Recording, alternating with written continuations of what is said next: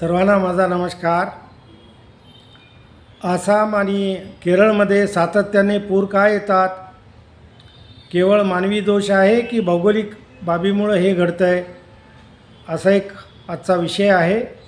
त्या विषयाला अनुसरून मला काही गोष्टी या दोन्ही विषयातल्या आपल्या पुढं मांडायच्यात।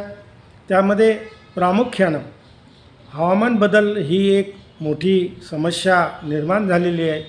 ती कशामुळे झालेली आहे तर जागतिक तापमानवाढीमुळे झालेली आहे। जागतिक तापमानवाढ आता 1.5 अंश सेल्सिअसनी वाढ झालेली आहे आणि त्याला कारणीभूत आहेत कार्बन डायऑक्साईडचं वाढतं प्रमाण, मिथेन गॅसचं वाढतं प्रमाण आणि नायट्रस ऑक्साईडचं वाढतं प्रमाण। आता हे वाढतं प्रमाण हे कार्बन डायऑक्साईड जवळजवळ 450 ppm पर्यंत वाढ झालेली आहे आणि मिथेन गॅस आणि नायट्रस ऑक्साईड हेही वाढत आहेत। एकूणच या संपूर्ण हरितगृह वायूमुळं सूर्यापासून मिळणारी उष्णता धरून ठेवली जाते, तापमान वाढ होते, हवेचे दाब कमी होतात। हवेच्या कमी दाबाच्या क्षेत्रामध्ये मोठ्या प्रमाणात वारे ढग वाहून आणतात। विजांच्या कडकडाटासह ढगांच्या कडकडाटासह पाऊस होतो। ही स्थिती आसाममध्ये केरळमध्ये पुन्हा जाणवते। आता ही झाली 2 कारणं। तिसरं कारण आहे ते म्हणजे वृक्षतोड। जागतिक पातळीवर जर आपण विचार केला तर आशिया खंडात 55 दशलक्ष हेक्टर जंगलतोड झालेली आहे। आफ्रिका खंडात 65 दशलक्ष हेक्टर जंगलतोड झालेली आहे। लॅटिन अमेरिकेमध्ये 85 दशलक्ष हेक्टर जंगलतोड झालेली आहे। जंगलं ही मानवाच्या दृष्टीनं फुफ्फुस आहेत आणि ही जंगली वनस्पती मोठ्या प्रमाणात कार्बन डायऑक्साईड शोषण करतात आणि खोडामध्ये फांद्यामध्ये साठवतात। तेच आपण मानवाने नष्ट केलेलं आहे। यामुळं कार्बन मोठ्या प्रमाणात राहतो आहे शिल्लक आणि तो कार्बन डायऑक्साईड मोठ्या प्रमाणात उष्णता शोषून घेतो आहे आणि हे सातत्यानं वाढ होते। हे दुसरं कारण झालं।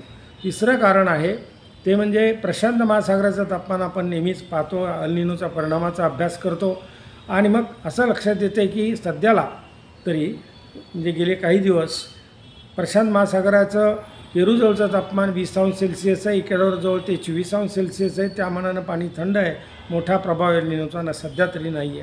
त्यामुळं हिंदी महासागरावरचे वारे, अगर बंगालच्या उपसागरावरचे वारे, अरबी समुद्रावरचे वारे मोठ्या प्रमाणात बाष्प होऊन आणत आहेत आणि जिथं हवेचे दाब कमी आहेत, काश्मीरपासून ते संपूर्ण उत्तरेकडील भाग आणि तो आसामच्या दिशेनं हे वारे मोठ्या प्रमाणात दाबले जात आहेत। बाष्प जे येत आहे ते आसाम आणि मेघालय इथं मोठ्या प्रमाणात ढगांची जमाव होते, हवेचे दाब कमी राहत आहेत, तिथं जोराचे पाऊस होत आहेत आणि आता आपण काही दिवसापूर्वी आसाम फ्लड हे जे काही ऐकलं असेल, पाहिलं असेल, त्यामध्ये 60 गावामध्ये पाणी शिरलेलं होतं आणि तिथले संपूर्ण नागरिक विस्थापित झाले होते। ही समस्या वारंवार भविष्यकाळात बऱ्याच ठिकाणी येऊ शकते।